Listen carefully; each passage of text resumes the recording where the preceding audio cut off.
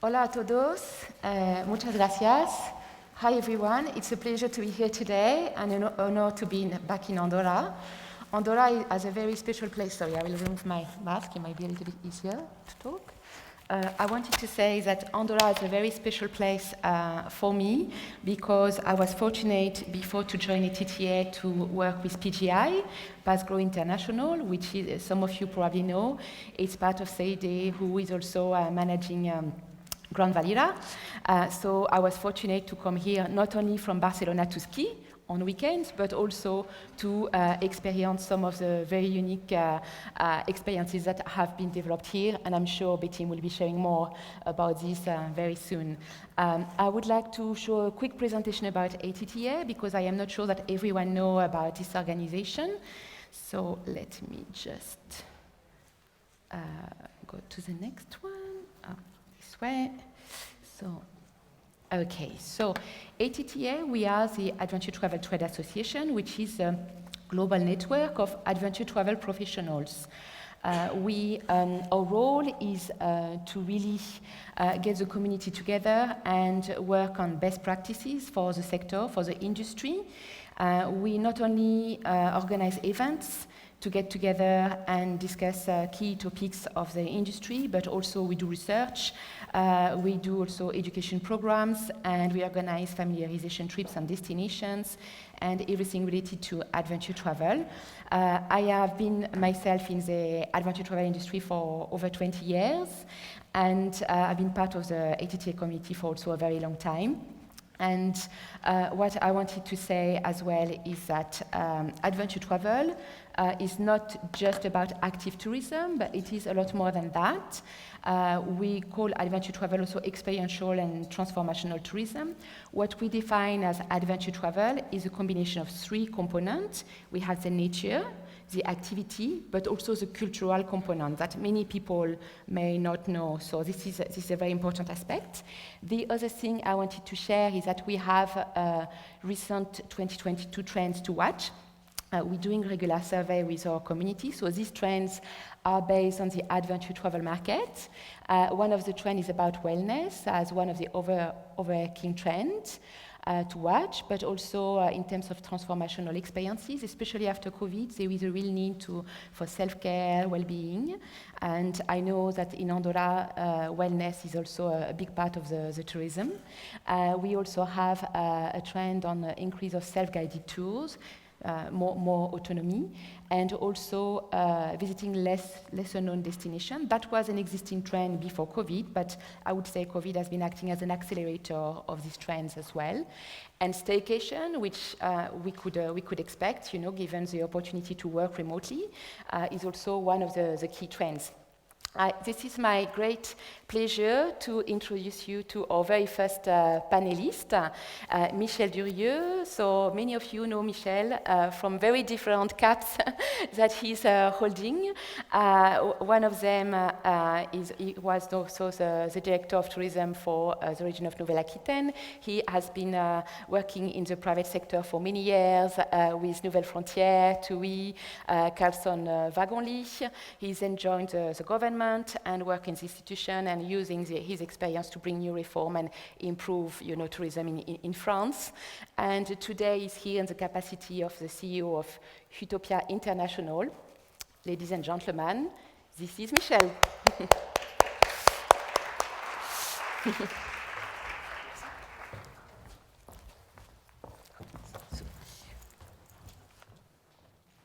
Merci Céline, benvinguts, bienvenidos, thank you to be here.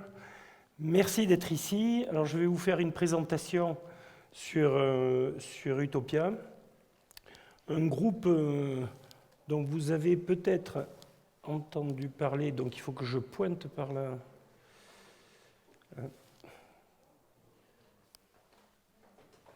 The manual interface, it's okay? Yes.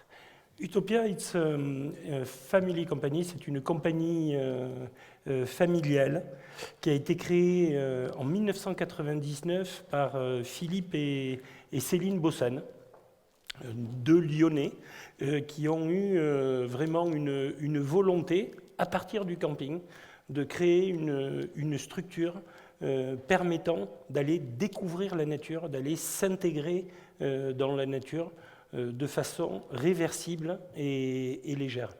Le groupe Utopia, nous sommes totalement intégrés. Ça veut dire que nous choisissons les terrains, nous allons dans les pays et sur les destinations touristiques, nous designons les sites, nous fabriquons les chalets et les tentes, et ensuite nous construisons les sites, nous les gérons, et dans plus de 95% des cas, nous effectuons les réservations en direct, c'est-à-dire sur pratiquement 2,5 millions de nuitées que nous réalisons sur nos sites, les clients réservent en direct.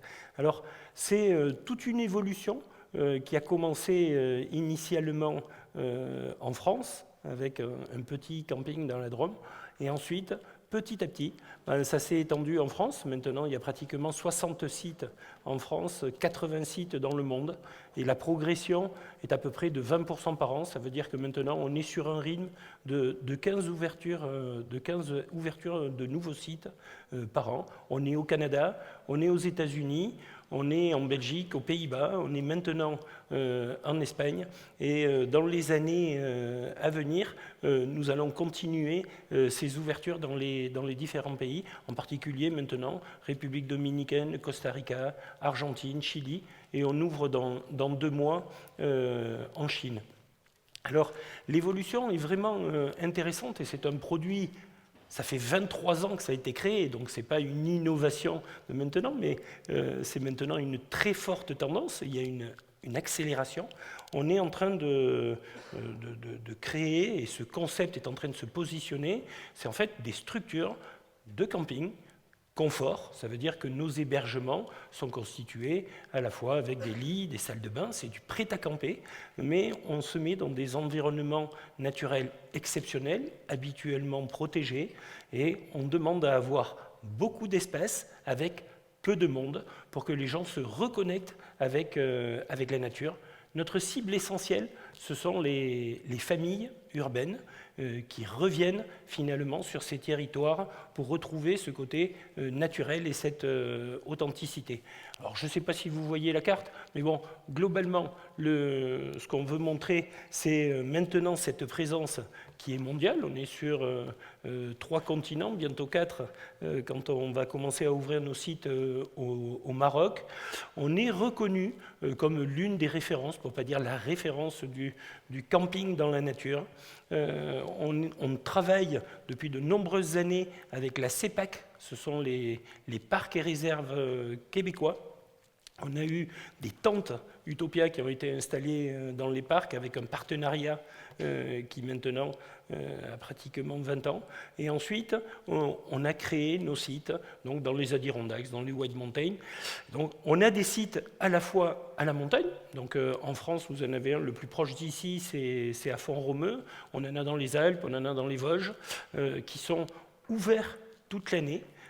Avec une clientèle bien sûr tournée vers le ski et la neige l'hiver, mais aussi vers la nature et la montagne pendant l'été, ce qui en termes de rentabilité est bien sûr beaucoup plus intéressant, puisque c'est vraiment les 4 saisons qui sont couvertes. Alors bien sûr l'hiver nous n'ouvrons que la partie cabane, bien que nos tentes elles sont aussi équipées de poêle à bois, ce qui permet quand même de rallonger les saisons. Aux États-Unis, nous sommes implantés au Canada dans la petite station de ski de Sutton, mais on est aussi dans les Adirondacks, dans les White Mountains, on est dans des lieux de montagne, toujours très complexes d'accès, mais avec cette volonté toujours de garder ces espaces naturels. Alors, sur les États-Unis, on a des sites comme par exemple celui de Paradise Springs en Californie, sur lequel on est sur 80 hectares, mais on garde et on respecte cette volonté de ne pas dépasser les 130-150 hébergements Utopia. Sur les sites Utopia, on rentre sur des espaces qui sont souvent piétonniers et sur lesquels on pousse notre clientèle à aller vraiment vers l'extérieur. On ne souhaite pas qu'ils restent à l'intérieur. On est l'inverse du all inclusive, on est un peu l'inverse du Club Med ou de Pierre et Vacances pour ceux qui connaissent, c'est-à-dire on pousse nos clients à venir sur site, à profiter de la nature, à profiter des activités naturelles que nous avons sur site, bien sûr, mais ensuite, on leur explique ce qui peut se faire à l'extérieur. On les accompagne à aller à l'extérieur. Donc, tous nos sites sont équipés avec des vélos électriques pour aller de plus en plus loin dans la découverte des territoires. C'est assez intéressant de voir, pour ceux qui le connaissent, il y a le guide du routard, qui est une référence en France, a pour la première fois sorti un guide du routard sur une entreprise. Et elle a sorti un guide du routard sur Utopia pour bien montrer que chaque Utopia est une destination et qu'on découvre ce qui se passe autour d'Utopia. Et donc, on choisit Utopia parce qu'on sait que lorsqu'on vient, on va pouvoir découvrir cette authenticité et ces territoires. Alors, vraiment toujours ce côté de réversibilité de nos sites, on est pratiquement capable de s'engager à remettre un site en l'état en moins de 6 mois, si par hasard on devait partir. Donc c'est l'un des concepts principaux. Nos tentes et nos cabanes, elles sont posées sur le sol. Ce sont des petits pieds en bois avec des planchers, c'est-à-dire on essaye d'avoir l'impact le plus réduit sur le sol sur lequel on s'implante. Alors, quand je dis qu'on essaye d'avoir cet impact minimum, on a aussi une volonté de réduire au maximum notre consommation, à la fois d'énergie, à la fois de l'eau. Donc c'est un point important. De l'énergie, on sait qu'on est capable de la créer, par exemple avec du solaire. Il nous faut toujours un point d'eau, donc ça c'est toujours un point important, mais on essaye d'en consommer le moins possible.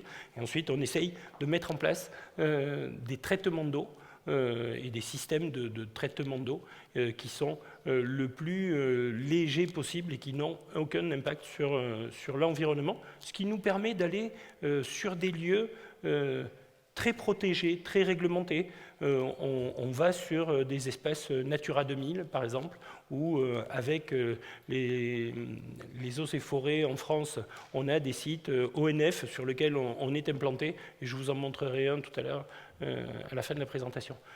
Pour vous montrer un exemple d'adaptation, entre guillemets, à la culture, à l'environnement et à la géographie, ça c'est une tente qu'on a créée pour les Indiens Cris, au nord du Canada. Ils n'arrivaient pas, avec leur technique et leur culture, à créer des tentes pour recevoir plus de monde et avoir du confort. Et donc, Philippe et Céline Bossan et notre équipe de laboratoire, on a travaillé avec les Indiens Cris pour créer une Critopia, ce qui a permis finalement de respecter leur culture, de respecter leur format. Et là maintenant, on les forme et on les accompagne pour qu'ils puissent monter leur propre site touristique avec 3, 4 ou 5 tentes sur tout leur territoire, qui est l'un des territoires les plus étendus du Canada. Alors, quelques chiffres clés. Habituellement, un client chez Utopia, un touriste chez Utopia, quand il dépense $1, donc 1 euro, la règle est la même, hein, 1 euro à l'intérieur du site, il va en dépenser 3 à minima à l'extérieur. Donc on voit bien que notre volonté et notre modèle poussent à cette consommation à l'extérieur. Donc quand on parle toujours de tourisme durable, bon, allez, je le répète une dernière fois, n'oublions pas qu'il y a l'environnement, il y a le social et il y a l'économique. Donc on a un réel modèle économique. Habituellement, on ne s'appuie pas sur des subventions quand on crée un Utopia. Et ensuite, on pousse à cette valorisation du territoire et de cet environnement par une consommation à l'extérieur. On évalue à peu près qu'un Utopia fait fonctionner 25 prestataires à l'extérieur. C'est à peu près 30 000 nuitées par site, donc quand on est ouvert toute l'année, c'est plus. Et environ entre 30 et 50, ça dépend de la taille du site et de la saisonnalité, mais entre 30 et 50 emplois directs. Donc, bon, vous connaissez la règle du tourisme, c'est habituellement quand il y a 30 à 50 emplois directs, on considère qu'il y en a 3 à 4 fois plus en indirect. Donc le calcul est assez simple. Donc Utopia, vous voyez bien, c'est à la fois ce modèle économique qui fonctionne. C'est ce modèle social avec cette capacité à créer de l'emploi sur site avec des locaux. La deuxième partie, c'est la mixité de nos clientèles. Je vous ai dit tout à l'heure que notre clientèle principale, ce sont des urbains et en famille, mais de toutes catégories. Ça veut dire que nos hébergements, sur les campings Utopia, on peut partir du terrain libre sur lequel on vient planter 100 tentes, mais il y a aussi des hébergements Utopia. Sur les villages Utopia, nous avons à la fois des tentes équipées avec lit, mais sans salle de bain, et avec des sanitaires communs. Nous avons des tentes avec salle de bain, et ensuite des cabanes et des chalets parfaitement équipés. Donc vous voyez, pour tout type de catégories, et ce qui est vraiment important parce que ça crée une mixité sur nos destinations. Tous nos utopias, nous avons un mélange de clientèle locale et de clientèle internationale. On travaille là avec le gouvernement de République dominicaine pour nous implanter dans les parcs et réserves de République dominicaine.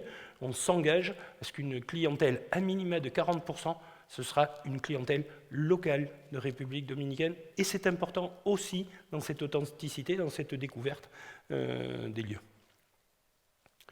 Je pense que ça doit être le dernier, puisque ça ne marche plus.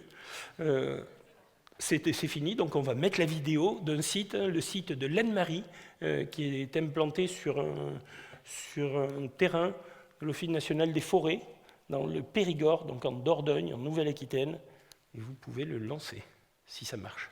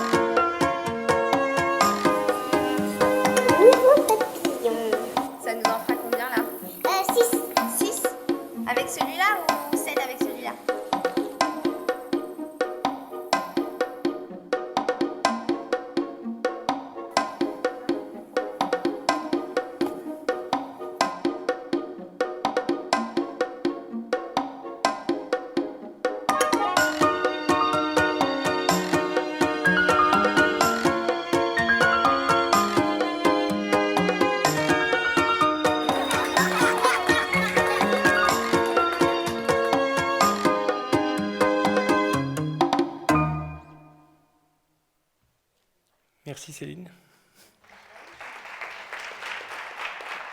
Tu veux que je revienne ? Voilà donc un concept très innovant, très original, en particulier donc le fait d'avoir un circuit intégré. Comme vous l'avez expliqué, vous avez effectivement, depuis l'identification du lieu, la fabrication des hébergements, le développement des expériences, donc vraiment un circuit complet. On a parlé aussi d'accessibilité, donc la diversité de types d'hébergements pour accueillir un type de clientèle qui soit vraiment diversifié et puisse interagir entre eux. Donc ça aussi, un aspect très innovant dans votre concept. La question que je me pose, c'est avec votre double casquette publique-privée, est-ce que cela vous aide lors de nouvelles implantations pour justement négocier avec les institutions locales et aussi pour mesurer l'impact économique et social sur chaque site, en termes d'emploi, en termes de formation et d'accessibilité? Alors pour la négociation, je ne sais pas, mais pour l'explication, certainement. En fait, la compréhension des enjeux territoriaux, habituellement, et c'est pour ça que je l'ai fait remarquer tout à l'heure, on ne va pas chercher de subventions. Donc habituellement, la question principale quand un acteur privé vient s'installer quelque part, c'est d'abord les financements qu'il va pouvoir obtenir pour pouvoir créer un modèle économique. Donc cette connaissance, plutôt que double casquette, cette double connaissance et cette double expertise politique et institutionnelle et du secteur privé me permet finalement d'aborder les territoires d'une autre façon. Ça veut dire on arrive avec des solutions. Habituellement, dans le cas d'Utopia, on s'implante sur des lieux qui, pour certains, sont des lieux déjà fortement touristiques, mais on s'implante aussi beaucoup, dans 80% des cas, sur des lieux qui n'ont pas d'activité réellement touristique. Ça veut dire on vient apporter cette activité, on apporte aussi notre expertise et notre connaissance pour former, pour accompagner, pour monter les dossiers. Ça veut dire on arrive à accompagner pour avoir finalement des permis de construire et des aménagements qui s'adaptent parfaitement au territoire où on vient. Et ça serait très compliqué pour ces territoires de le faire tout seul. C'est-à-dire quand on a ces échanges avec les élus locaux et avec les territoires, on se met vraiment en position de les accompagner dans leur démarche. Donc c'est pour ça qu'on se met comme acteur du tourisme durable, mais aussi du développement territorial, parce que c'est un peu les valeurs d'Utopia. C'est-à-dire, c'est vraiment cette volonté à la fois de ramener les gens vers la nature, mais c'est aussi à la fois d'amener de la valeur dans les territoires où nous venons nous implanter, sans pour autant déranger les populations locales et en nous adaptant à la culture locale. Parfait, merci beaucoup. Une autre question, vous avez abordé bien sûr le tourisme durable sur le plan de l'environnement, notamment dans le développement de sites et de construction, la gestion des ressources, l'accessibilité, donc comme on l'a dit, par l'interaction entre les clients de tous horizons. Mais qu'en est-il de l'expérience locale? Donc vous avez mentionné effectivement le guide du routard. Dans quelle mesure encouragez-vous vos clients à une immersion locale, culturelle et authentique? C'est un peu ce que je disais tout à l'heure, si vous l'avez vu sur la vidéo, on essaye de mettre des petites piscines, par exemple. Alors que habituellement, la tendance des campings, c'est de mettre des piscines de plus en plus grosses avec de gros toboggans. Nous, on essaye que les gens ne restent pas autour de la piscine, on essaye qu'ils sortent. Et donc, quand ils sortent, on est obligé d'accompagner aussi les territoires locaux. Donc il y a un gros travail, par exemple là, avec le Maroc, on est en train de travailler avec les communautés locales, pas simplement pour qu'ils viennent vendre leur artisanat sur notre site, mais pour qu'ils accueillent nos touristes là où ils produisent leur artisanat et qu'ils viennent mettre comme des activités à l'intérieur de notre site pour expliquer comment ils font cette production. Donc là, c'est vraiment un accompagnement à la fois pour que les locaux s'approprient notre espace, mais que nous, les gens qu'on amène, on les amène à découvrir une culture, on les amène à découvrir un territoire. Et souvent, sur les territoires, et c'est le cas en Amérique du Nord, on réunit les populations, on réunit les associations. Il y a tout un travail en amont dans la construction du projet. Et si par hasard, on voit qu'à un moment donné, on pouvait déranger, on ne le fera pas, le site. Et ça arrive, ça veut dire on voit qu'il n'y a pas une dynamique ou une volonté territoriale de le faire. Et à ce moment-là, il y a ce respect. Alors là, je parle d'environnement culturel. Sur les aspects environnementaux, c'est assez simple. On adapte vraiment notre offre à la réglementation locale. Et parfois, on a même des pays et des destinations qui nous demandent de leur écrire la réglementation, parce qu'on leur explique que si leur réglementation n'est pas plus stricte, le fait qu'on arrive va développer un tourisme qui risque d'avoir un impact négatif. D'accord, merci beaucoup. Dernière question avant de passer au panéliste suivant. Effectivement, donc en termes de recherche-développement, on l'a abordé un petit peu, on en a discuté un petit peu hier. Je crois que la recherche-développement est un component très important de Utopia, justement, pour trouver des nouvelles solutions. Lorsque vous avez une implantation dans un nouveau site, peut-être de créer et de développer et d'expérimenter donc sur certaines solutions. Vous l'avez abordé avec donc la tente qui a dû être adaptée et donc créer un nouveau concept de tente pour accueillir en Amérique du Nord un plus grand nombre de personnes. Est-ce que vous avez d'autres exemples où vous avez justement eu l'occasion, par le biais de recherche-développement, de développer une nouvelle solution innovante? Pour nous, on a ce qu'on appelle Utolab, c'est notre laboratoire interne où on passe notre temps à innover et adapter notre produit. Pas seulement l'adapter aux attentes des clients, c'est vraiment les adapter au lieu où on s'implante. Et notre développement international, il ne passe que par de l'adaptation. Et le développement futur ne passe que par de l'autonomie de nos hébergements et de nos sites. Donc, dans les adaptations, je peux citer par exemple, en Californie, on n'avait pas le droit normalement de mettre ce qu'ils disent de la tuyauterie sous les tentes. Donc pour mettre nos salles de bain, il a fallu qu'on fasse des modules à l'extérieur de la tente tout en donnant un espace commun. Donc là, ça a été une innovation en termes de fabrication.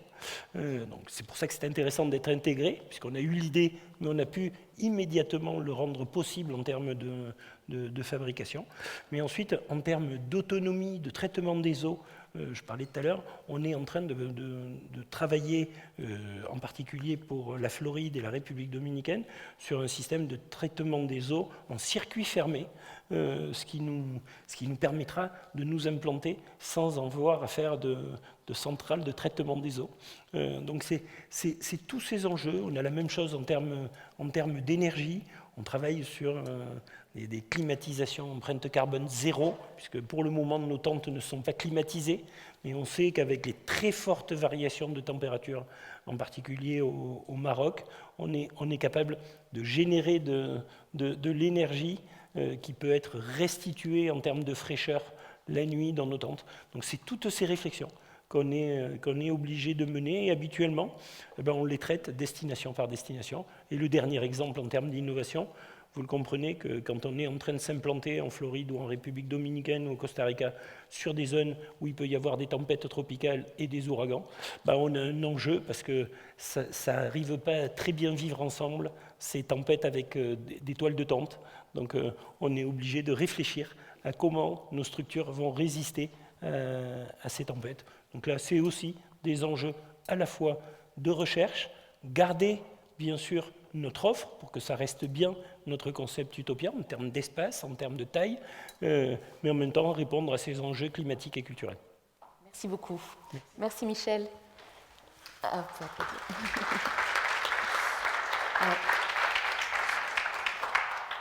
Nous allons maintenant parler de Andorre, ce magnifique pays que nous avons la chance de visiter aujourd'hui, avec donc Betim Boudzoku. Pardon pour la prononciation. Sorry, I'm going to speak in English. Yes, it's better. So as you know, Betim is the executive director from Andorra Tourism and has been there for 11 years. And Andorra, we heard yesterday about the fact that tourism is such an important part of the economy of the country. Could you remind me exactly from the GDP, which part of the GDP is dedicated to tourism? Well, actually, we are talking, it's difficult to calculate it exactly because there is a part which is directly the GDP. We think this is around 25-30%.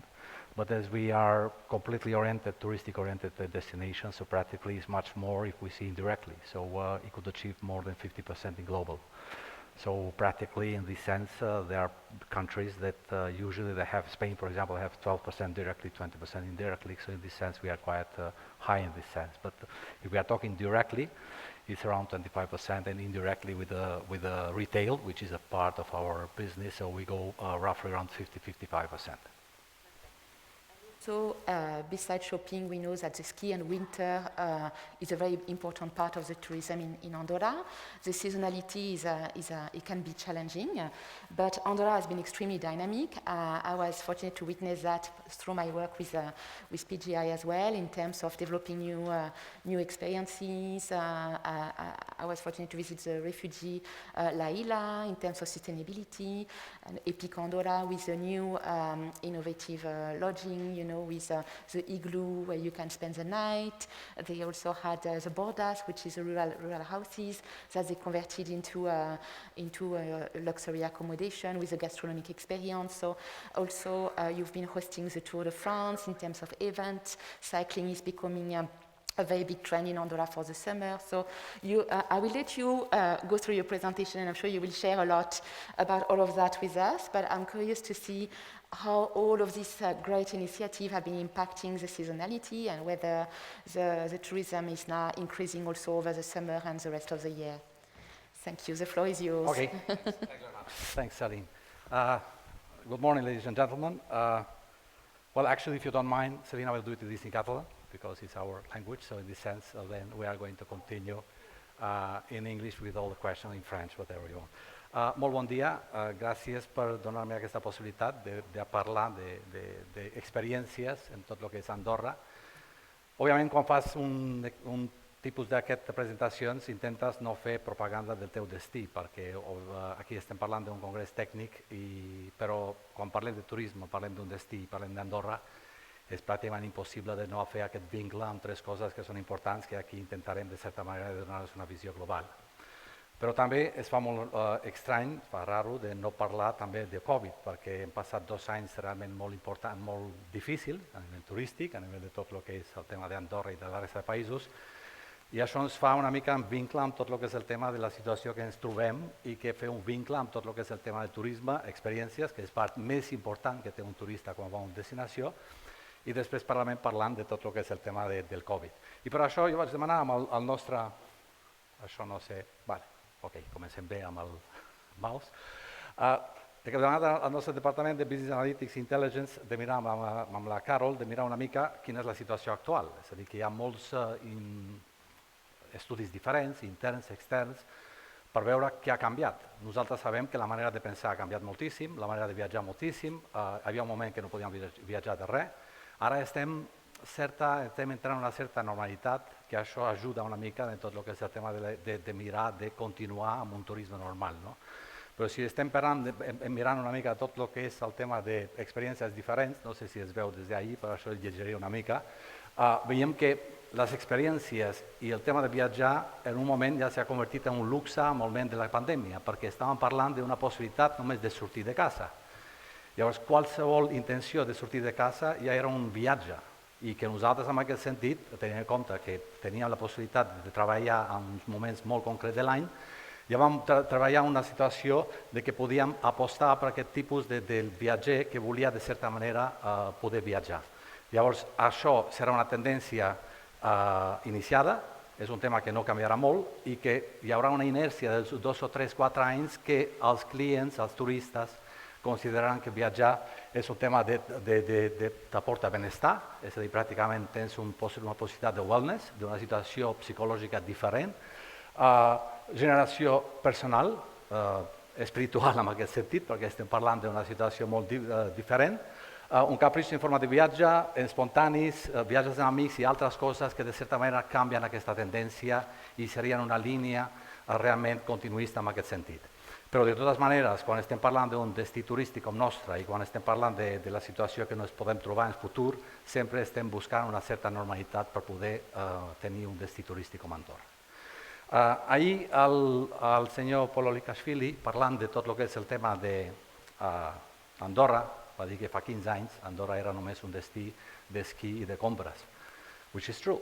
És veritat, és a dir, amb tot el treball que s'ha fet últimament ja s'ha posat en pràcticament un balanç a una situació diferent en tot el que és el tema de la manera com viatja la gent i per què ve a Andorra. Però parlant sobretot de xifres, òbviament perquè som un país de 80.000 habitants, 8,2 milions de visitants, per càpita és número 1 del món, és a dir, per càpita de milers de persones per turista, i que pràcticament un dels reptes importants que vam tenir sempre en Andorra és convertir aquest client d'un dia que poguessi estar més temps dins de tot el que és Andorra. És a dir, que passin més nits i es consideri com un turista.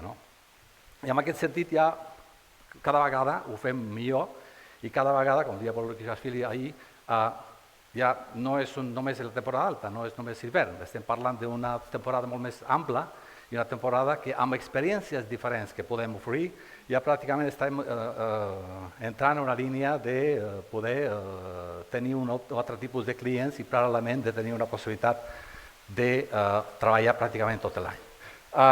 I quan estem parlant de tot el que és el perfil de visitants, i ara començarem amb el tema d'experiències, veiem que, òbviament, la majoria de la gent ve de compres, però tot el que has pujat molt és el tema de conèixer Andorra, de senderisme, d'activitats culturals, termalisme, oci nocturn, etc.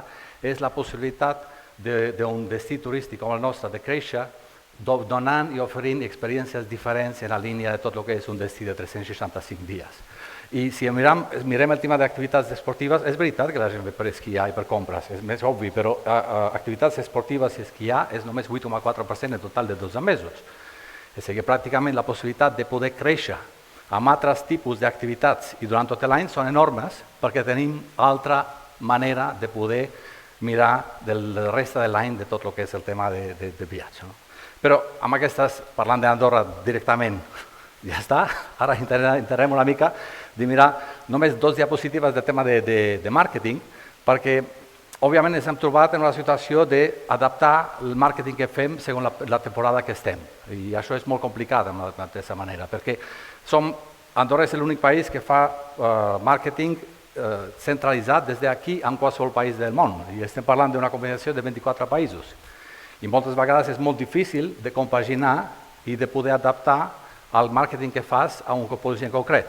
I que, de certa manera, tenint en compte la pandèmia, la campanya que vam fer el 2020, a l'estiu de 2020, a plena pandèmia, va fer una campanya molt enfocada amb el tema de natura i de la possibilitat de sortir de casa i d'anar a un lloc en concret. Llavors, gràcies a aquesta campanya, només vam perdre 14,9% de tot el que és la capacitat turística d'Andorra durant l'hivern, de l'estiu, perdó. I això ens dona la possibilitat de crear campanyes diferents i que de certa manera ser adaptables amb tot el que és el tema del moment que estem fent les campanyes. I en aquest sentit, parlant d'això, llavors és de les campanyes més exitoses en aquest punt, però ara, de certa manera, estem entrant en una certa normalitat. Sense posar-vos 20 spots, només per tenir aquesta normalitat i per veure com ho estem fent, aquí és un spot de 20 segons d'aquesta campanya d'aquest hivern que ens deixa la possibilitat de començar a comunicar coses ja concretes i que realment ja poden viure en Andorra. Pot ser que amb aquestes imatges et vingui una mica de fred, perquè sí, a Andorra hi fa fred. Però és que sense fred els nostres paisatges no et posarien la pell de gallina. Però vaja, que aquí pots trobar l'abric ideal per entrar en calor i moltes maneres de gaudir del fred. Vols una pista? Doncs tens la vermella, la blava, vaja, les que vulguis, concretament més de 300 quilòmetres de pistes. I si vols respirar un dels aires més purs del món, doncs el teu aire, perquè el millor del fred és poder entrar en calor, oi? Informa-te'n a visitandorra.com. Molt bé, aquí estem per parlar d'experiències, aquesta experiència turística que volem de certa manera diversificar i de posar el punt diferenciador amb la resta d'activitats que estem fent i que són important per al destí turístic. Aquí crec que el més important possible és de fer 2 grups de les experiències que són Global Experiences, Tailored Experiences. És a dir, Global, que és la part, diguéssim, que necessites un partner sòlid, necessites un partner que realment et pugui, de certa manera, una experiència sigui un esdeveniment que automàticament s'està convertint en una experiència. I en aquest sentit, com tenim diferents esdeveniments que estan fent, ens ajuda a través d'una marca de fora, es posi el tema de la diferenciació com un destí i com l'experiència que pots tindre molt important.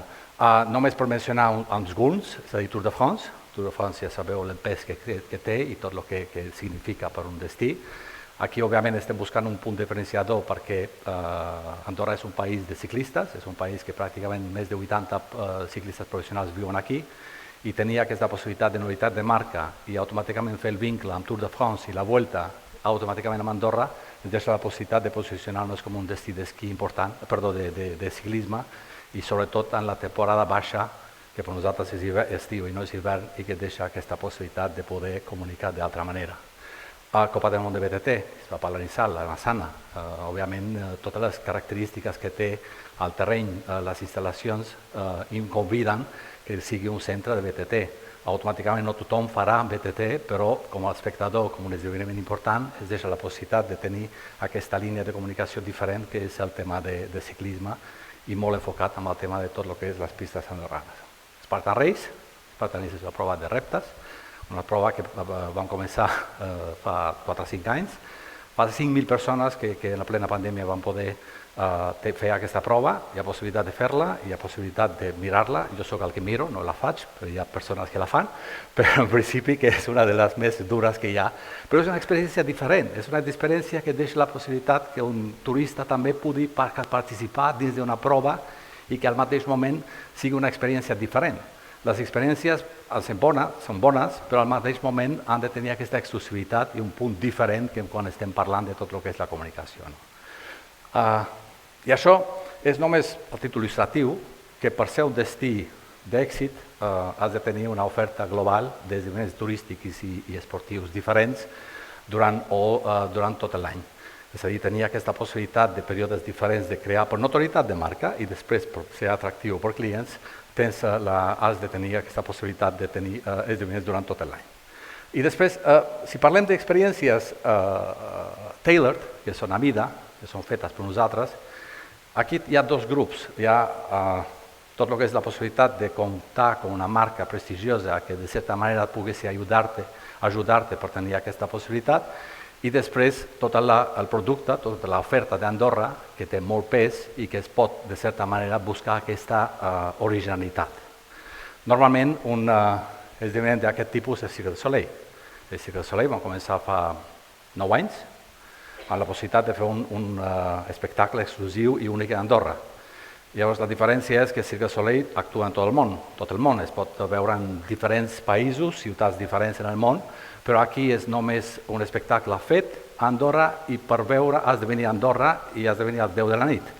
I automàticament això és un espectacle únic, exclusiu, econòmic no és, però de certa manera que t'ajuda de certa manera de crear preocupacions i al mateix moment de crear aquesta possibilitat d'una marca molt prestigiosa que faci un espectacle només a tu i que hagis de venir durant el mes de juliol per veure exclusivament a Andorra. Fa 9 anys, 2 anys no ho podem fer, i en principi estem parlant de més de 100.000 persones que venen per cada edició. 80% de les persones, el motiu principal per venir és un espectacle de Cirque du Soleil, donen una valoració de 9.0 i que 85% diuen que si no fos pràcticament el motiu principal per venir a Andorra, no haguéssim vingut a Andorra. Llavors, amb tot això, deixa la possibilitat de tenir una exclusivitat d'una marca de Cirque du Soleil que fa una cosa exclusiva per nosaltres.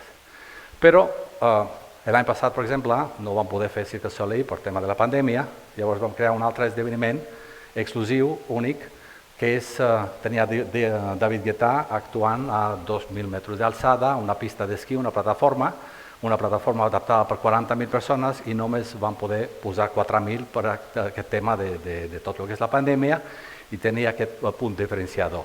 Això dona una exclusivitat perquè David Guetta també actua en qualsevol punt del món, però tenir la possibilitat de que actuï en una pista d'esquí a l'aire lliure a la plena pandèmia dona aquest tema d'experiència única, diferent, que només pot viure en Andorra en un moment adequat. I això són marques de fora.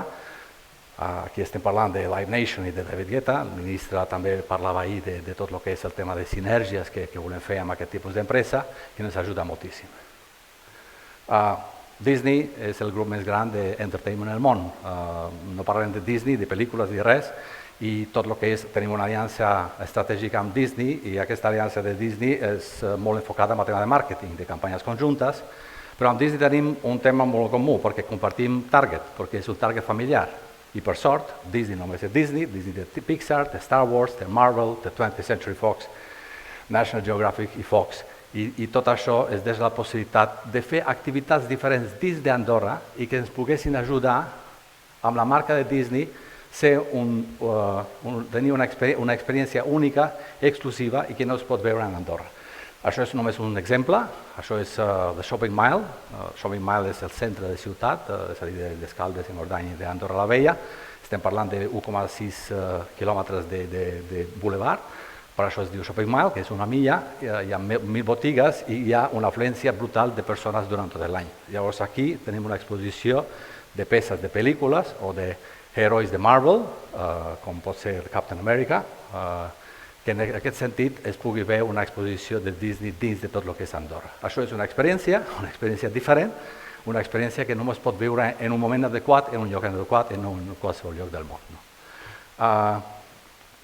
National Geographic. Nosaltres som target familiar i estem enumerats en tot el que és el tema de les famílies, però també National Geographic compartim una passió, la natura. National Geographic és un apassionat de natura i nosaltres en 468 quilòmetres, que només 8 quilòmetres estan poblades i 92% ja pràcticament és natura, és un partner perfecte de fer actuacions diferents. Això és una exposició de fotos fetes per un fotògraf de National Geographic, amb la possibilitat de tenir al centre diferents fotografies i diferents punts, diguéssim, comuns amb tot el que és la natura, el món animal, la fauna, amb tot el que és Andorra en aquest sentit. Només són exemples de diferents experiències que podem tindre en Andorra i que pràcticament tenen una marca i que una gran marca sempre s'uneix amb la gran marca, perquè si no, una de les dues han de ser molt, molt importants. I després, tot el que és el tema de l'exclusivitat de l'oferta d'Andorra, que es pot viure aquí i no es pot viure en altre lloc, també una experiència. Això és una experiència, és un parc temàtic, natural, però a 2.000 metres d'alçada, pràcticament com màxim Naturland, amb el tobogan fora, el més llarg del món, de l'Europa. I això dona una exclusivitat de l'oferta i d'una experiència pràcticament no vista en altres llocs i on la natura té un pes important de tot el que és l'experiència i que genera visites i, òbviament, genera expectatives de fora. Tamarros, Tamarros és difícil d'explicar, és una llegenda, són figures que adoren els nens. En aquest sentit, es va crear un recorregut de diferents tamarros en Andorra i que genera pràcticament visites en família, és producte 100% familiar, que has de trobar tamarros diferents que estan en Andorra i això és com si fos un tema d'una activitat de natura, en família, en natura i pràcticament molt enfocat en tot el que és el tema del turisme familiar, que té una originalitat d'una experiència diferent que pots fer durant tot l'any. Òbviament, a la primavera i estiu és més que recomanable. Refugis, hi ha hotels de 2, 3, 4, 5 estrelles, tenir la possibilitat d'allotjar-se a un lloc als britànics in the middle of nowhere, és a dir, no es pot arribar en cotxe, té la seva peculiaritat i té la diferenciació amb tot el que és allotjament clàssic que es pot imaginar. I en aquest sentit la natura té un rol important, el senderisme també, la possibilitat de poder arribar també, aquí són 2-3, Refugi Illa, és un com a Pedrosa, també de Juclà, que són diferents allotjaments que es poden enriquir l'experiència d'un turista que ve a Andorra en qualsevol època de l'any. Això està molt trendy, sobretot per vosaltres, a Roc de Què, això és una vista de Canillo, i tot el que és el tema de poder aprofitar de llocs realment de landscaping i que de certa manera poden tenir un punt diferenciador turístic. Aquí tenim un mix també d'una escultura, de cultura també, d'una diferència amb tot el que és el tema de qualsevol punt de vista que pots tindre i que, òbviament, això és de més èxits que hem tingut els últims 3 anys. Òbviament, la pandèmia és una pausa, però en total, en tot el que és el tema de Roc de Què com un producte atractiu, una oferta atractiva turística molt important. Altra, que també va ser una sorpresa impressionant, amb tot el que és el tema de les visites que va generar amb Mirador Solar d'Ordino, de Tristaina, és pràcticament un monument dins de la muntanya, amb una possibilitat d'un paisatge formidable i tot el que genera visites en aquest sentit de tenir la natura com un punt diferenciador, respectar-la, per suposat, però que de certa manera es pot controlar i es pot tenir aquest punt diferenciador de tot el que és el tema de visites diferents que pot tindre un client, un turista.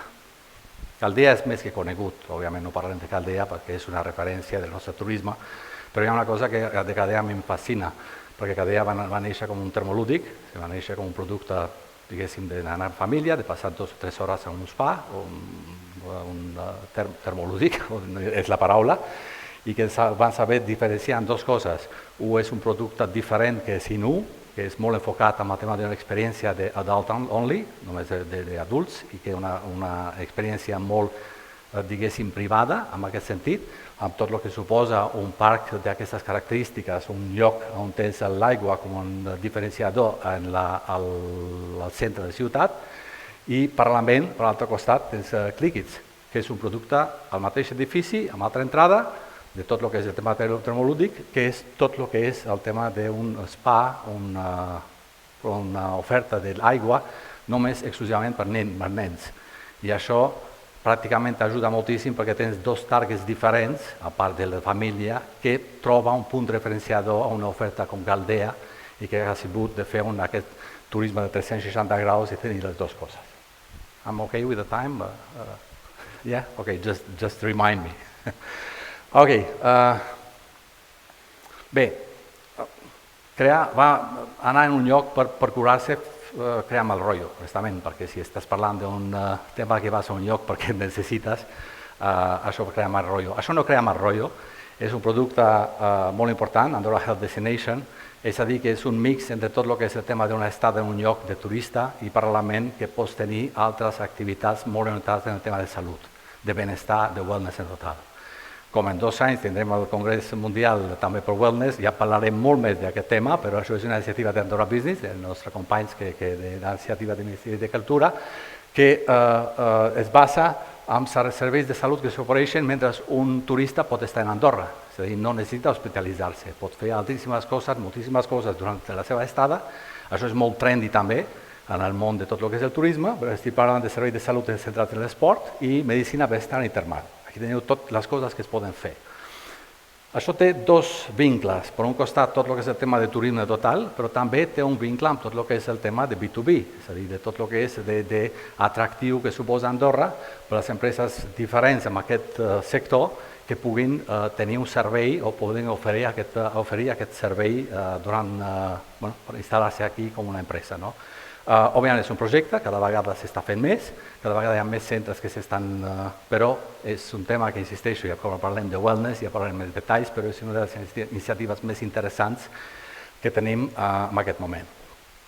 I amb això acabo, i que, és a dir, això per mi, com un director d'una empresa, és un orgull perquè això va néixer de l'equip d'Andorra Turisme, és a dir, és un projecte que amb la Self-Initiative va començar a parlar i entre ells fem tot el que es fa al màrqueting i l'empresa moderna, brainstorming, team building, etc. Però això és un tema d'una iniciativa que va néixer d'ells per tenir una possibilitat d'utilitzar la natura. Tot això el Covid ens va fer pensar moltíssim, teníem una mica més de reflexió de tot el que és el turisme, com guiarà, com tindrem el futur, què hem de fer per ser adaptables amb tot el que és el tema del turisme actual, què ens esperarà demà, que no sabíem, encara no sabem, honestament, perquè tenim una pandèmia i tenim una guerra, però de totes maneres tenim una possibilitat de crear productes diferents que de certa manera poden iniciar-se i tenen un vincle amb tot el que és el destí, no fan mal a la natura i que de certa manera van a un target que és famílies amb nens de més curta edat que comencen a pensar en senderisme com un punt diferenciador, però molt divertit i molt familiar. I això és una iniciativa que vam començar fa res, és a dir, fa un any, més o menys, amb tot el que significa tota aquesta ruta. Aquí tenim diferents, això és una de Menairons, que és una de les rutes possibles dins de tot el que és el bosc, muntanya. Altra que pot ser és de bolets, hi ha més, però Celine no em deixa perquè tinc el temps limitat, i parlaré amb el segon, però pràcticament per saber el concepte i tot el que estem parlant en aquest sentit de quan estem parlant de tot el que és el tema d'aquest tipus de turisme.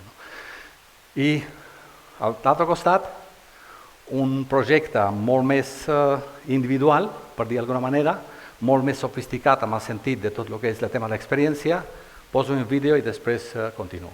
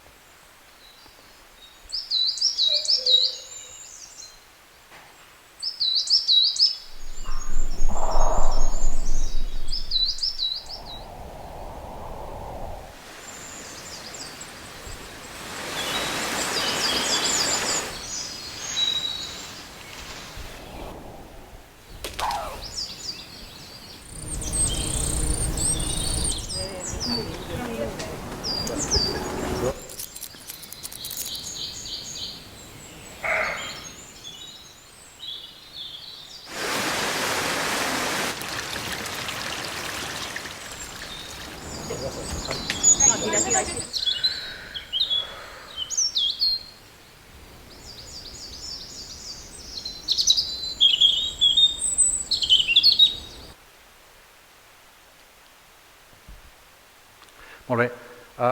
És per desconnectar-te per connectar-te amb la natura, simplement. És un tema de teràpies naturals de benestar, d'inspirar-te, motivar-te, tenir aquest contacte amb la natura, un producte i un projecte que té un vincle amb tot el que és el tema de B2C també, perquè és molt important per a les empreses també que tinguin aquest team building i que poguessin tenir un punt diferenciador. Tot això té un punt diferenciador també perquè és un escenari privilegiat, perquè es fa a Andorra, perquè tenim la possibilitat de fer-ho, perquè tot el que és la natura, el contacte i de proximitat que podem tenir tot és tangible en aquest sentit, ens deixa la possibilitat de crear una oferta d'aquest i sobretot preservar el nostre medi ambient.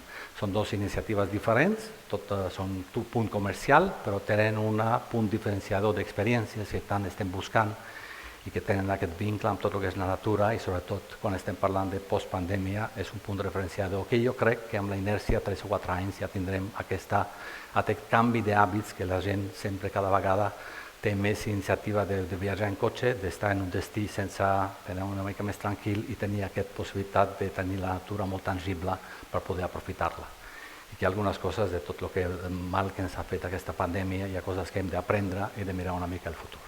Bé, és a dir, aquí estem parlant de Son Bosch i Son Tartera, un que és d'autoconeixement i l'altre de treball en equip, no entrarem més en detalls perquè estic fora de temps amb tot això, però de fet d'Andorra Turisme fa temps que vam començar a parlar de tot el que és les experiències diferents.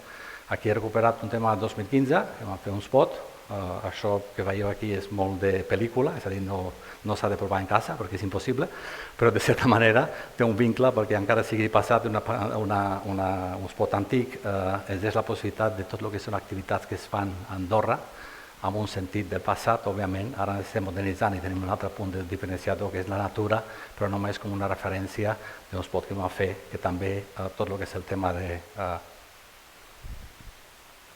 S'ha anat... Tinc el vídeo.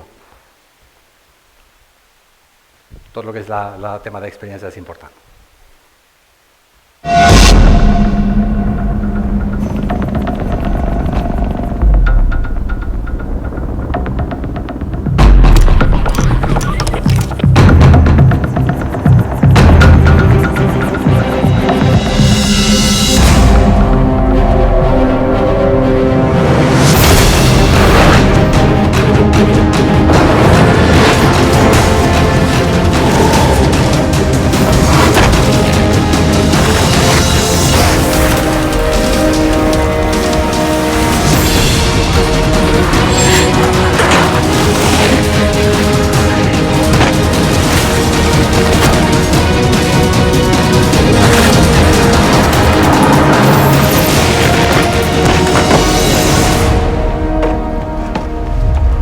Me la quedo.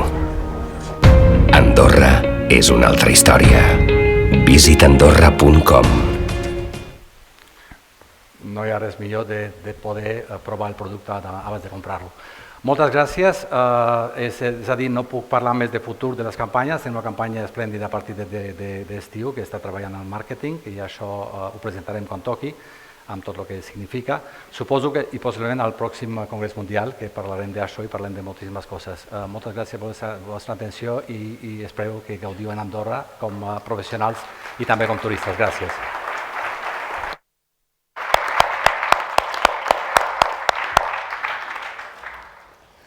Thank you. Thank you very much, Betim. I'm so impressed with Andorra. In the last few years, I have noticed so much development in terms of new activities, diversity, the potential in tourism in terms of rural tourism, wellness, new ecologies, everything that you mentioned. It's so impressive. So we know that the two challenges that were mentioned yesterday, one is seasonality and the other one is to increase the length of stay in the country, especially from the neighbor market that may come just for one day. Shopping, as we know, duty-free in Andorra is also a great opportunity. So did it work? Would you say all this amazing new development have been, reflecting in numbers as well as visitors, increasing the length of stay and coming in different times of the year as well?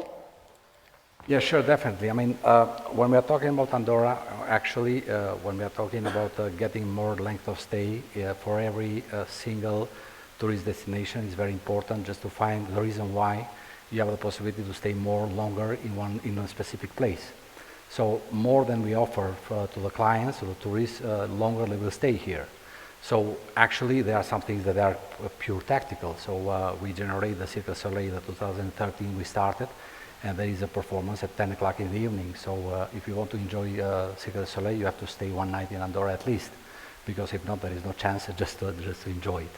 Apart of that, we are trying to differentiate in all figures that we have. I think during the COVID, we had the possibility just to be very active nearby, especially the near countries, which is Spain, especially Catalonia and the north and the southern France. But in this sense, so we saw that as we have in the marketing tactically, we are just generating, we have three, let's say, bases of generated business. So the near, far, the international. The near is practically 3 hours of driving from Andorra, or from the place that they are coming, the tourists, and the other one is for 6 hours, and international, we are talking about UK, or even we can talk to China or other continents. So during the pandemic, so we saw that this trend has changed, because practically the 3 or 6 hours we are considering as a near, because one person from Madrid doesn't have any problem just driving to come to Andorra. So this gives us a lot of possibility just to have a little bit to spread a little bit our marketing among other countries and other seasons during the summer also, which gives this point of attractivity. Other thing is that, we know that we are a very small country, almost 80,000 inhabitants, 468 kilometers, but our offer was created 30 or 40 years ago, especially considering the shopping and skiing as a main core business for us. The things have changed, so we know that we have to be compatible with all the markets and the things that are going on. There is a huge globalization. I'm not talking about pandemic and the war, but a huge globalization. There is another possibility of getting the tourists in another way of thinking, and we just want just to give a little bit more quality in this sense, and just to have differentiation all the offer that we offer. It means that if you go to Roc de Quer and you have a beautiful view, but not a theme park, we cannot have there 35,000 people at the same moment, because in this sense we are going to make we are going to go wrong against the nature in this sense, so everything should be a little bit much more differentiated, much more ordinated in this sense. So practically there are several possibilities, so you can do it by paying, or just to have a specific hour that you have to go. We have to learn a lot from Venice, for example, that Venice is a wonderful city, but it has a huge problem with the massive tourism, which is not massive tourism because they are low cost, but they are massive tourism because there are a lot of people that want to like to go to Venice. So in this sense, so we can learn from Louvre, from Paris, we can learn from Amsterdam in this sense. So we are in the right moment, in the right place, just to see which are the things that we have to do now in order just to ordinate a little bit our tourism and just to get a little bit more classified. But having the offer that we saw here in 20 minutes, if I'm not wrong, I didn't take more. So in this sense, so it's a huge opportunity for us in future just to ordinate a little bit and to see these specific and tailored things that with the help of the huge brand that are really interested to work with us and to collaborate with us, such as Disney or National Geographic or Cirque du Soleil or whatever it is, Live Nation in future. So give us this possibility just to have tourism not only in winter, because it was our base, and to have in summer. Our offer consists of 45,000 beds, and we have 300 kilometers of ski slopes. So our offer of hotels is based on how many people could ski during the day. But you can ski during 5 months. So we have a huge possibility just to have another things during the summer, especially, and spring. And then we have Andorra Shopping Festival. I didn't have time to talk about that. So all thing is going just to increase the awareness of brand Andorra in winter, and just to be much more attractive with other product, other offer, more specific, more connected with the nature, with the rest of the temple season. Thank you so much. Welcome. One more question. We know wellness is also a big part of tourism in Andorra, and you mentioned some unique experiences around wellness as well. We have seen in the trends for the adventure travel market post-COVID with an increased demand on wellness, well-being, especially anything related to mental health and physical health after going through the pandemic. Have you noticed in Andorra also an increase in demand in this sector? Sure. I mean, actually, everything that we are, I mean, the marketing is expensive and very, let's say, moving not very fast. I mean, it's slow motion everything. So everything that you're doing tomorrow, you are going to see probably results. If you want something to change different, something very different, you have to wait 4, 5, or 6 years, and you have to spend money, obviously, on the marketing. So we are differentiating our, let's say, influence in this sense in the countries that we are really known, and then we are just doing marketing in the countries that we go with the tour operators in order to just to create a brand awareness. But in this sense, we are talking about wellness and all our specific things.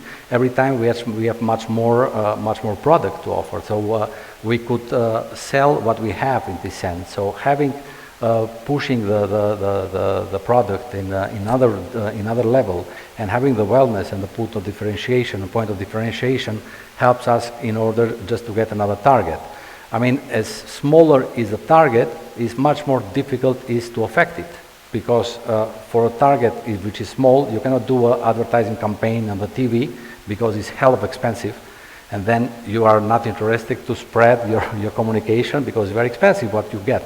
So being such a niche or getting this kind of tourists that or clients that it's a small group, it's expensive, and you have to be very, very precise because you have one shot in this sense. So if you just target very well, you have the possibilities.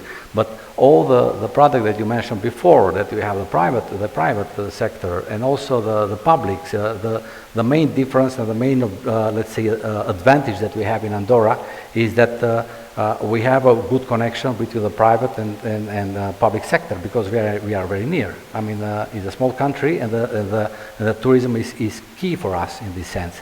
It doesn't mean that we don't have to see and to find another way of getting another additional businesses, but tourism will remain, and we are sure we have a possibility to increase the tourism, to increase the quality, and just to get another market, to differentiate the market, and of course that to have this compatibility after COVID, to have this possibility just to spread. But actually, the wellness and everything concerning with the nature is a key product for us for a key performance. You're welcome. Our next panelist is Pierre-François Adam from Cluster Montaigne. And Pierre is a prospective and innovation manager. He represents and drives a network of companies, identify existing innovation in the mountain areas, analyze users' needs and market trends, and then find new solutions to key mountain development issues. He will talk about from ideas to reality, how to impulse sustainable innovation for mountain issues. Pierre-François, the floor is yours. Hello.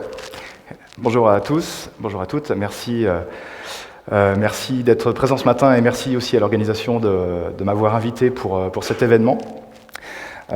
Effectivement, si on doit retenir une chose des différentes conférences qu'il y a eu hier et aujourd'hui, c'est qu'on est à peu près tous d'accord sur un certain nombre de constats au niveau du tourisme de montagne, des enjeux, bosser sur l'attractivité, la durabilité, la mobilité, l'énergie. En tout cas, il y a un certain nombre de sujets qui sont identifiés. Et ce que j'aimerais partager avec vous ce matin, c'est finalement un exemple de réalisation qui illustre la question qui vient juste après les constats, c'est par quoi on commence et qu'est-ce qu'on fait. Voilà. Je voulais donc simplement évoquer avec vous ce que fait le Cluster Montagne sur ce sujet-là, et notamment pour cet objectif de stimuler l'innovation en montagne. Très rapidement, le Cluster Montagne, c'est un réseau d'acteurs et d'experts en aménagement de la montagne.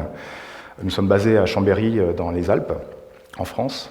Et nous accompagnons ce réseau sur 3 grandes offres de services qui sont la mise en réseau, l'innovation, le développement commercial et enfin le développement durable, ce qui est effectivement un dernier point sur lequel nous avons travaillé ces 2 dernières années et mis en place une stratégie, un certain nombre d'offres de services.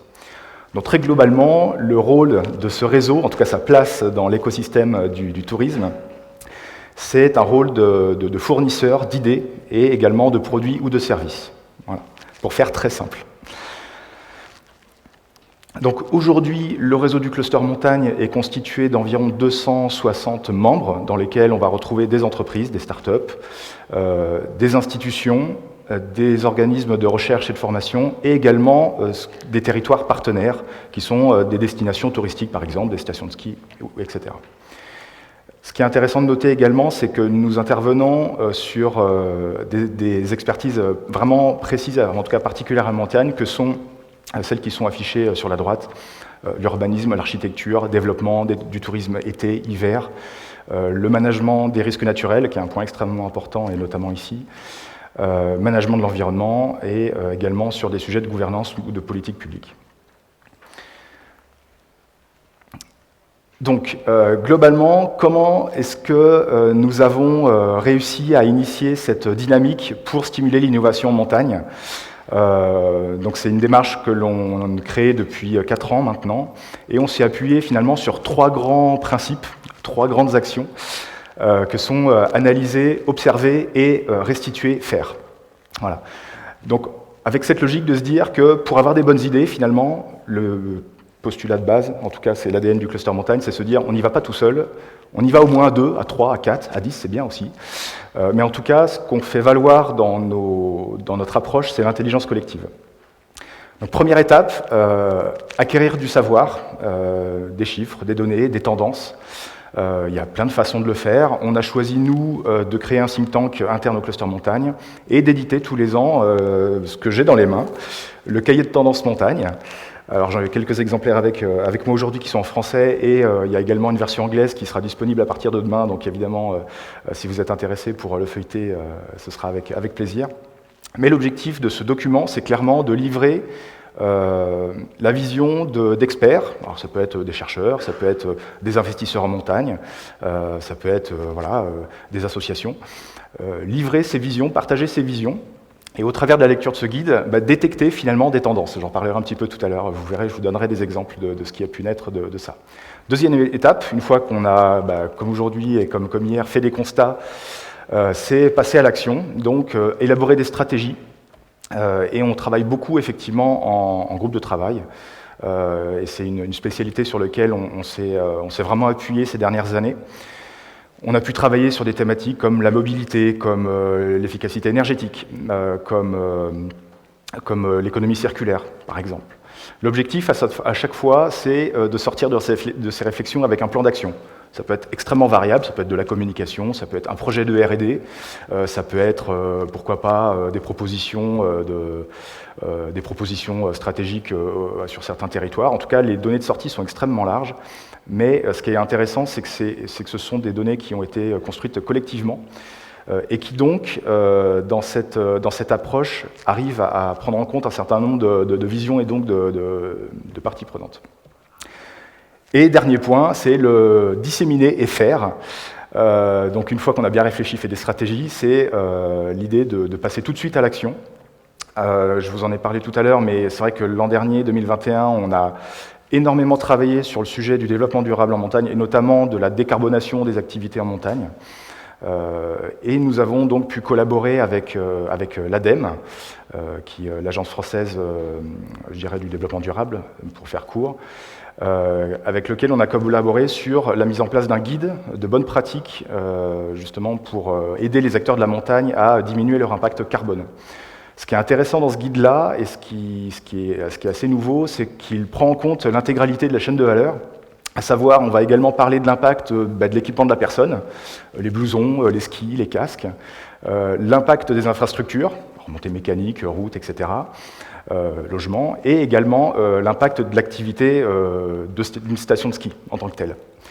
Je vous présenterai peut-être tout à l'heure quelques résultats. Adossé à ça, on a également développé un outil qui permet de réaliser des bilans carbone simplifiés. Alors c'est vraiment une première approche, mais notre objectif, c'était vraiment de commencer à sensibiliser et engager nos membres dans cette logique-là. Voilà.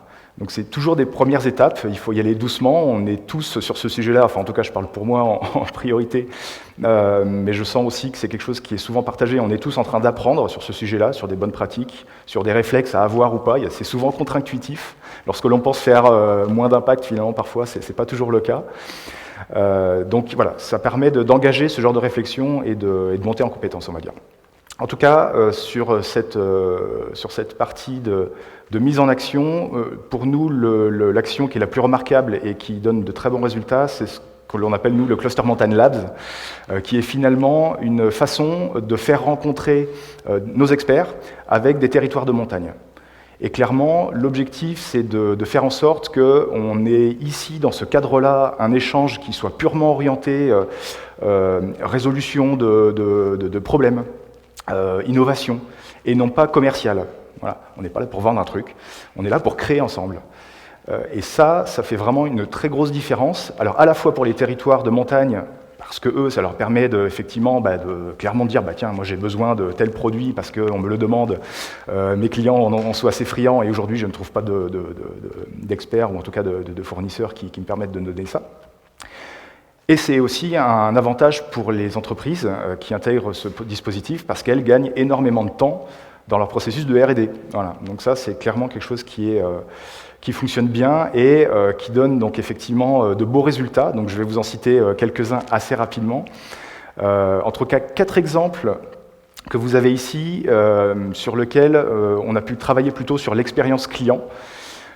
Et qui chacun répondent finalement à une tendance, forte ou faible, mais en tout cas des tendances que l'on commence à voir émerger en montagne. Premier, Snook, donc on a un engin de glisse qui est entre le ski de randonnée et la luge. Lui, il répond clairement à la tendance de simplifier l'accès aux débutants à la montagne. On sait, la montagne, c'est un milieu qui est quand même particulier. Le ski, il faut une formation. Là, avec ça, l'idée, c'est de se dire, OK, on permet à des urbains qui vont pour la première fois, deuxième fois en montagne, de commencer à avoir des sensations de glisse. Moonbikes, juste à côté, ils ont développé donc une motoneige 100% électrique. Donc là, on répond clairement à un besoin d'aller sur des solutions décarbonées. On parle beaucoup de tourisme durable, tourisme low carbone. On est clairement là-dedans. Et en plus, au-delà de ça, ce qui est intéressant, c'est qu'on apporte aussi une qualité de service. Pas de bruit, pas d'odeur, de fumée. Donc effectivement, quand on est dans un environnement tel que les territoires de montagne, on a plutôt envie d'être au calme et d'avoir un impact minime, et c'est ce que cette solution propose. On a également cette même idée de monter en gamme de services avec Salev qui a développé un système permettant aux VTTistes de laver leur vélo. Voilà. Ça peut paraître très simple, mais n'empêche, ça participe à la montée en gamme des destinations qui sont spécialisées justement sur les parcours de vélo, par exemple. Et dernier exemple, là on n'est pas sur une solution, on est plutôt sur un service, une expertise, mais là également ça fait écho à une tendance dont on a parlé ce matin, qui est cette tendance qu'ont certains touristes à vouloir se rapprocher de leurs sensations, de la nature, du patrimoine. Et donc on a notamment Lutte Médiation qui propose cette expertise qui permet justement d'allier ces trois aspects dans une destination touristique. Les 4 autres exemples sont plutôt, eux, à destination des professionnels de la montagne. Il ne faut pas les oublier. Eux aussi ont des besoins, notamment des besoins sur la rénovation des lits, par exemple. Donc Phase B propose une solution qui permet de manager justement cette phase de rénovation, surtout pour des propriétaires qui peuvent être parfois distants. Donc ça facilite, entre guillemets, cet enjeu-là. La CLUSA qui a mis en place récemment, alors ça c'est des choses qui commencent à être développées de plus en plus, mais un pass multi-activités, notamment sur des activités outdoor, hors ski. Donc là encore, simplifier le parcours client et également simplifier le management des opérations pour les exploitants. Très bel exemple aussi avec la start-up SkiTech qui fait de l'upcycling de ski, à la fois pour créer, comme vous pouvez le voir, du mobilier, des objets de décoration, ce qui est une chose. Et ils sont en train également de développer une partie plutôt liée à l'architecture. Voilà. Est-ce qu'on peut, avec des skis usagés, créer des infrastructures qui peuvent être des abris à vélo, qui peuvent être des abribus, qui peuvent être des ombrières pour mettre des panneaux photovoltaïques. Donc là, on a clairement une ressource qui est locale, qui est finalement un ski, c'est un bon matériau, c'est flexible, c'est quand même rigide, on peut en faire pas mal de choses. Donc voilà, un très bel exemple d'économie circulaire en montagne. Et dernier point, WeSnow qui a développé par exemple des systèmes de snow farming à basse émission de carbone. Voilà. Donc très globalement, ça ce sont des projets que l'on a vu passer dans nos dispositifs et qui ont petit à petit grandi, mûri, et surtout qui ont eu le succès qu'ils ont parce qu'ils ont été assez tôt dans leur processus proches de leurs clients et des territoires de montagne. Voilà. Donc ça, c'est vraiment le point sur lequel je voulais vraiment témoigner. Donc ça, c'est une façon de faire. Il y en a certainement 10 000 autres, mais en tout cas, le message, c'est que ça fonctionne. Voilà, donc il ne faut pas hésiter. Si vous voulez aller un petit peu plus loin dans votre benchmark de solutions, je vous invite à aller visiter cette plateforme, Cluster Montagne Solutions. Vous y trouverez tout autour du monde des réalisations en montagne sur un certain nombre de sujets. Mais en tout cas, ça vous permet de faire un benchmark chez vous, bien au chaud, tout en visitant le monde. Voilà. Écoutez, je vous remercie pour votre attention. J'espère que j'ai pu vous inspirer, en tout cas, vous prouver que oui, c'est possible de passer à l'action rapidement, d'innover et surtout de trouver des innovations qui soient rapidement, je dirais, opérationnelles. Ça, c'est quelque chose qui est extrêmement important. Merci pour votre écoute.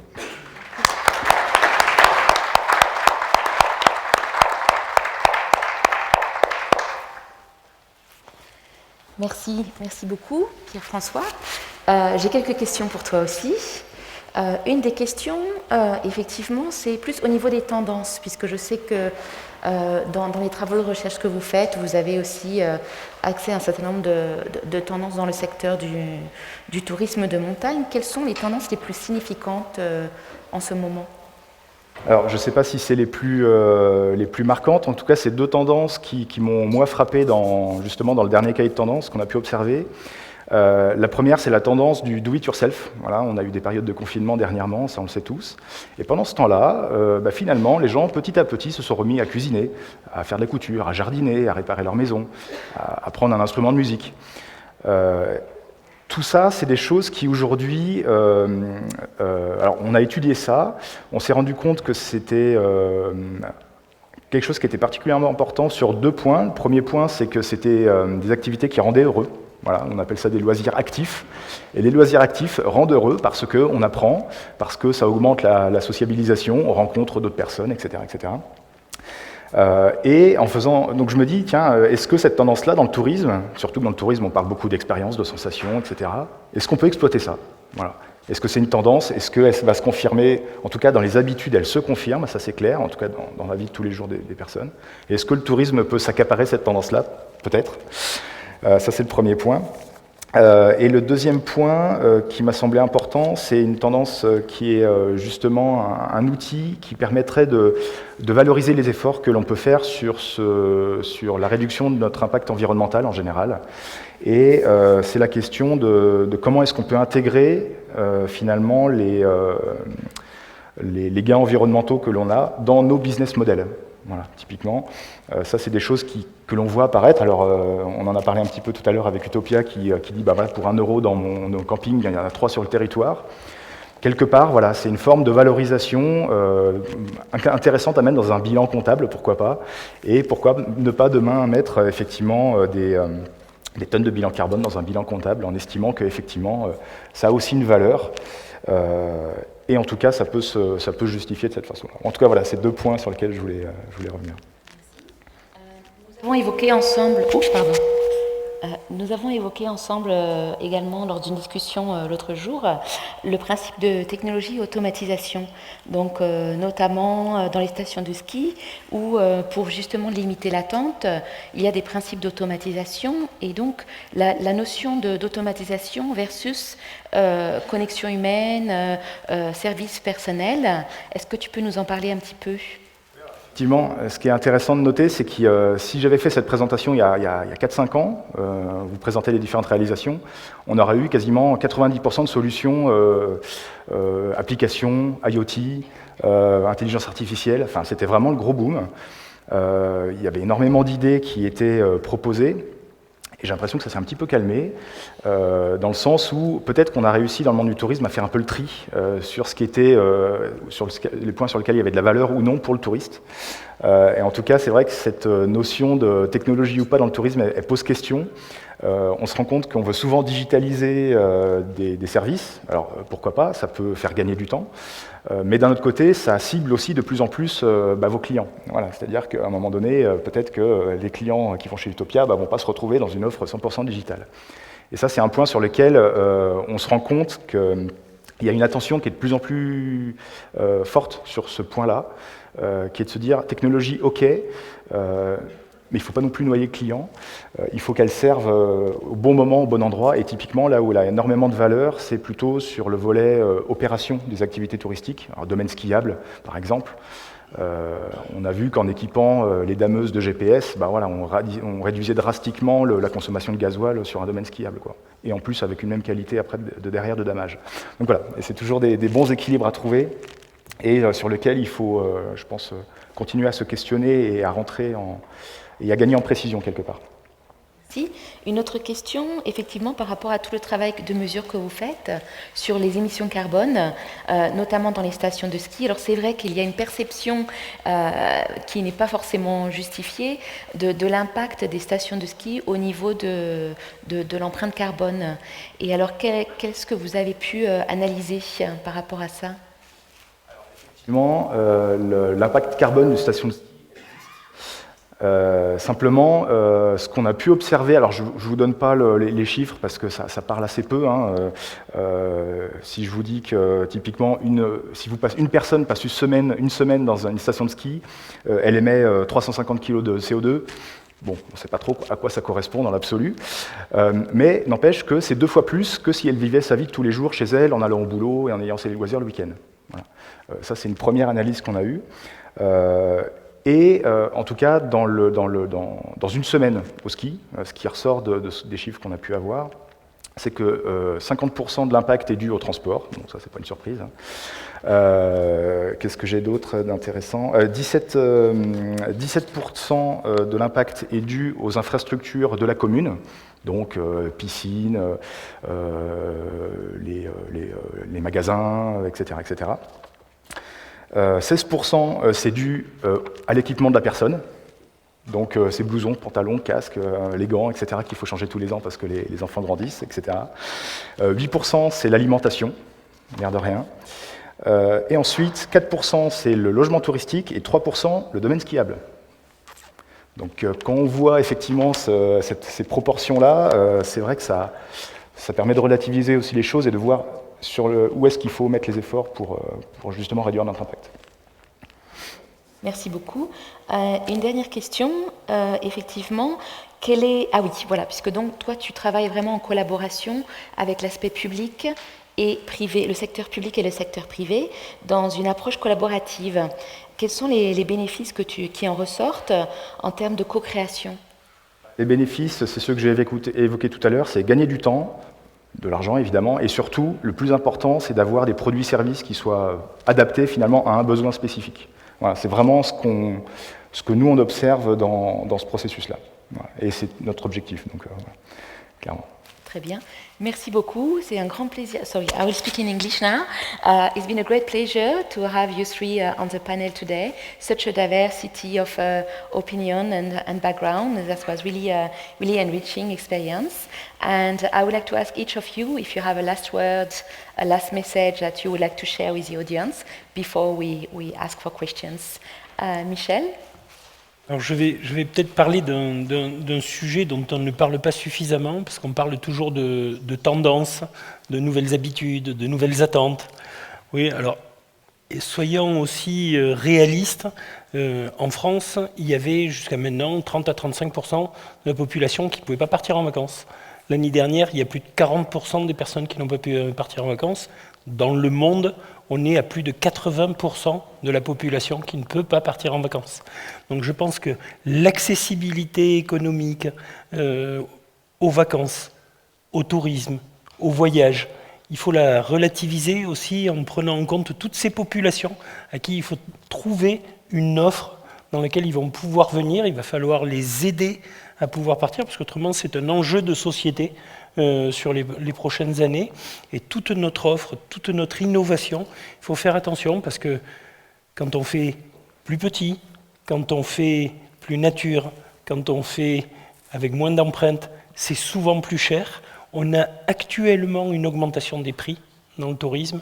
Il faut qu'on fasse attention à ce qu'il n'y ait pas plus de personnes qui ne puissent plus partir en vacances. Ça serait terrible pour notre société. On a dans beaucoup de pays un droit aux vacances, mais partir en vacances, c'est autre chose. Donc là, il y a un gros travail à faire et ne pas l'oublier quand on prend ces tendances, parce que toutes les tendances dont on parle, elles représentent finalement un nombre non significatif de la population mondiale. Donc cherchons aussi ces solutions pour qu'on arrive à démocratiser cet accès au voyage et aux vacances. Très bien, merci beaucoup. Betty. Well, I mean, we just saw and we see the last century. So we are very sensitive. The tourism is so sensitive that no one has expected before that in this century we would have 2008 we had a huge economical crisis. 2 years ago we have a pandemic, and now we have a war. So it is impossible just to have this forecast what is going to be tomorrow and what will happen tomorrow. So the tourism has a deep connection with everything going or surrounding in the world, and there is nothing we could do. But there is a lessons that we have to see in this situation. So unfortunately we passed this, but fortunately we think that the future is positive. So we should be positive. We should think in positive. It's the main. We as Andorra, we had the possibility, even though with the pandemic, just to receive the tourists. Andorra is tourist friendly, which is a part that we appreciate a lot, because we are used to have the tourists here. And this is a thing that is important for our human being, but also is important for the economy, but especially for human being. And a part of that, so we have to keep maintaining this kind of, let's say, mentality that we have, our behavior in this sense, and just to have this part that everything will pass, and we'll have a possibility just to react in different way. So the only thing that we should be positive, definitely. Pierre-François.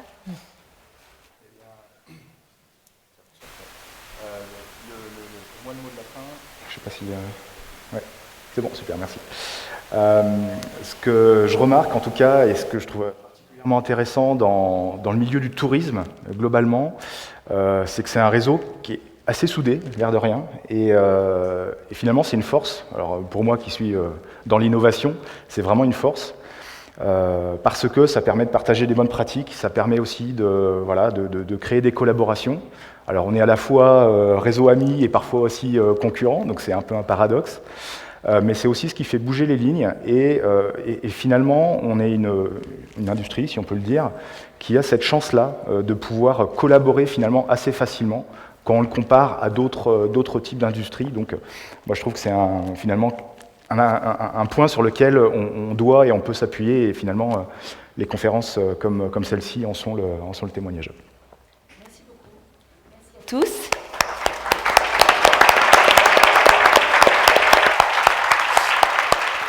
Est-ce que nous avons des questions du public? Do we have any questions from the audience?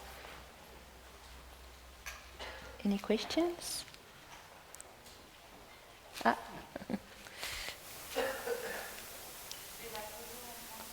Okay.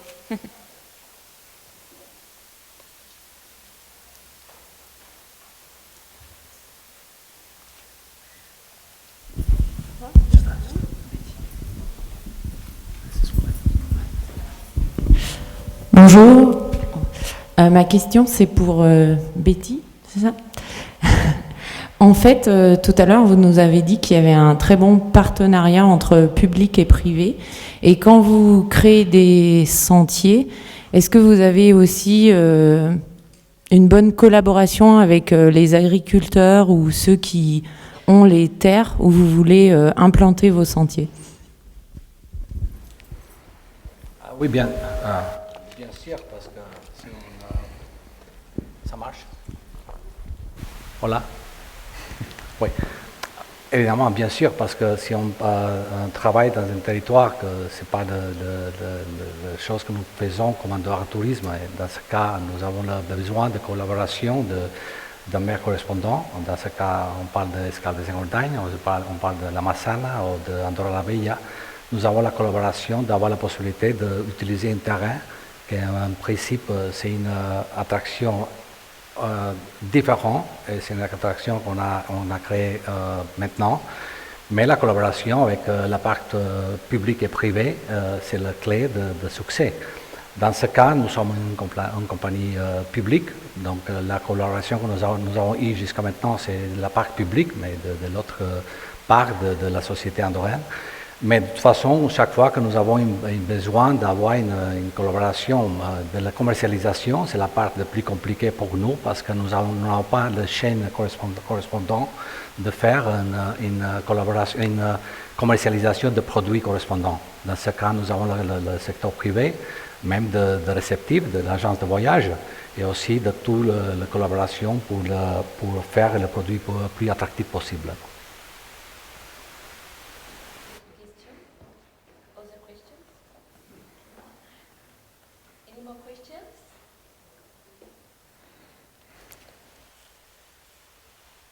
No? Then I think that's it for today. Thank you very much.